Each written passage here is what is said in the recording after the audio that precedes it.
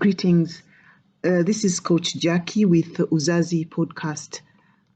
Our podcast today is titled Deceptions, and I will be talking about situations where parents say white lies to their children while at the same time demanding honesty from those children.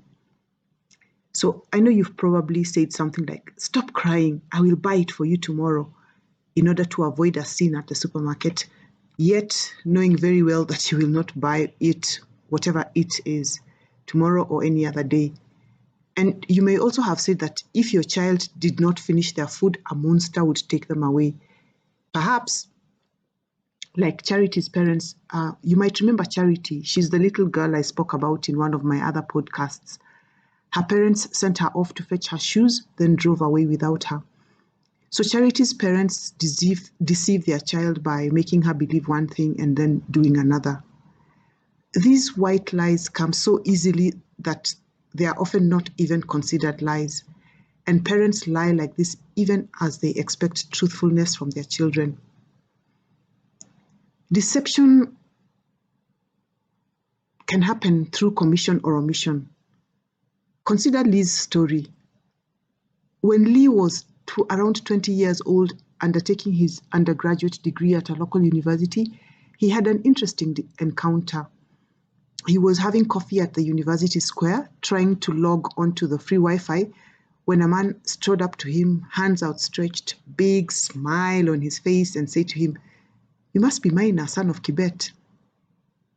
I have been told you are a student here, but I've never had a chance to meet you before." Lee was bewildered. This man was obviously mistaken. His father was not Kibet, and no one called him Maina. "My father's name is not Kibet," he responded. "But you're the spitting image of Mzee Kibet," the man responded in the friendly manner of, a villager, someone who knows your family. Lee hurriedly excused himself and went away, leaving the man thinking how ill-mannered the younger generation were. Meanwhile, Lee found himself grappling with some unfamiliar feelings. For some reason or other, that encounter had brought back a memory. He sees himself walking into a room. His mother and her friends are in the living room having tea. He walks in and senses an uncomfortable silence descend upon the room. Coming to think of it, that happened many times when he was younger.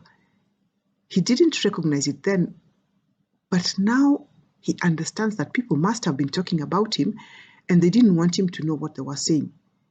It happened a lot and then it sort of stopped happening, or perhaps he stopped noticing it. And then he began to think about a lot of other things that somehow had not made sense. But is it possible that the man that he knew or he knows as his father really isn't? Lee had a most uncomfortable feeling that there was something in what that man had said to him.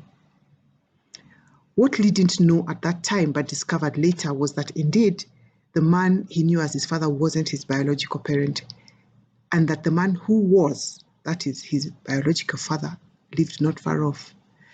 So Lee ended up being conflicted for a while about speaking to his mother about it and wondering where to start, and eventually having a huge row with his mother and his aunties and uncles about this. So anyway, Lee had been deceived into thinking that his father was one man when in fact that was not his father.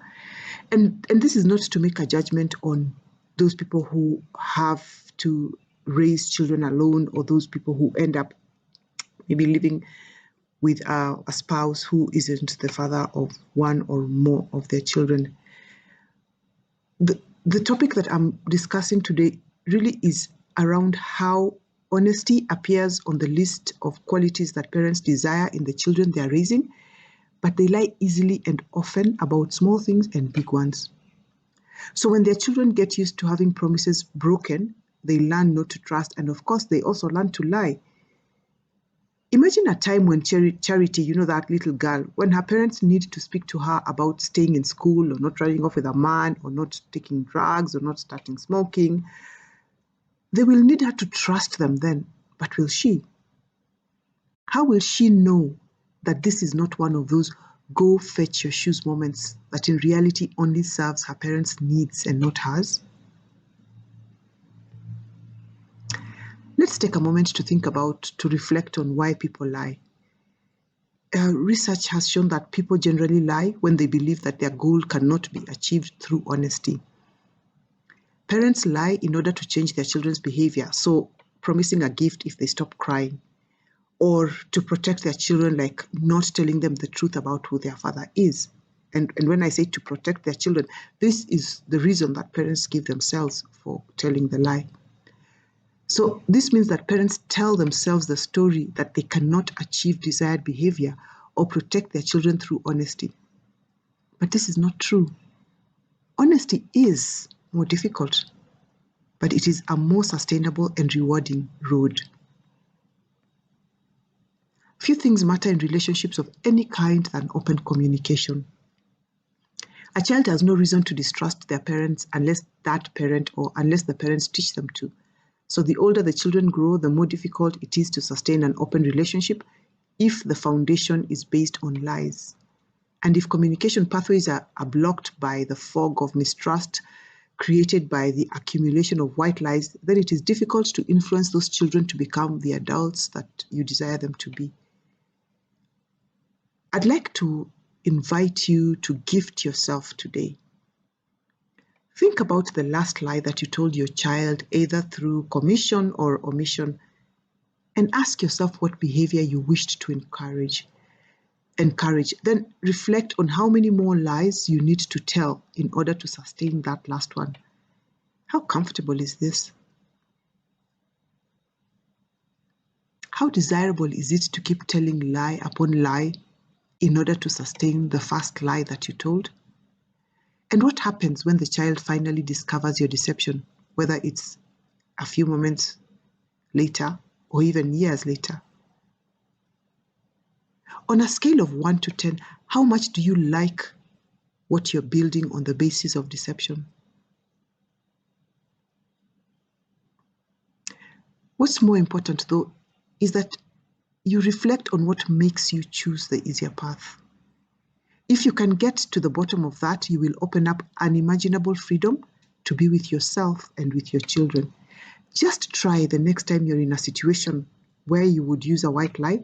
Just try the next time you're in a situation where you would use a white lie to control your child, being honest, because being honest may lead to an uncomfortable conversation, but when that conversation is done, you will walk away with an extra spring in your step because you will know that you never have to lie about that again.